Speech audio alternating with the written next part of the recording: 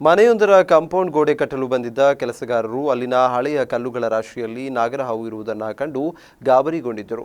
ವಿಷಯ ತಿಳಿದು ಕೂಡಲೇ ಸ್ಥಳಕ್ಕೆ ಆಗಮಿಸಿದ ಉರಗತಜ್ಞ ಭಾರೀ ಗಾತ್ರದ ನಾಗರಹಾವನ್ನು ಹಿಡಿದು ಸಂರಕ್ಷಿಸಿ ಸ್ಥಳೀಯರ ಆತಂಕ ದೂರ ಮಾಡಿದ್ದಾರೆ.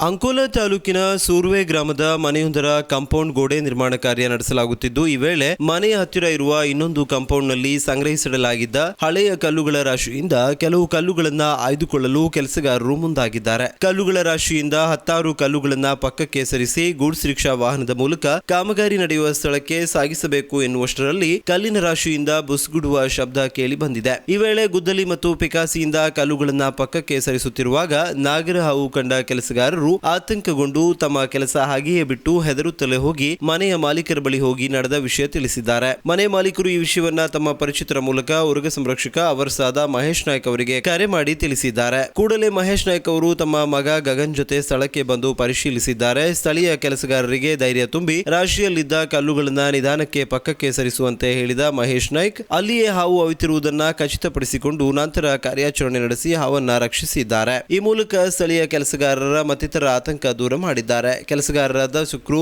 ಗೂಡ್ಸ್ ರಿಕ್ಷಾ ಚಾಲಕ ಬೆಳಂಬಾರದ ಗೌರೀಶ್ ಗೌಡ ಮತ್ತಿತರರು ಕಾರ್ಯಾಚರಣೆಗೆ ಸಹಕರಿಸಿದರು. ವಿಸ್ಮಯ ನ್ಯೂಸ್ ವಿಲಾಸ್ ನಾಯಕ, ಅಂಕೋಲಾ.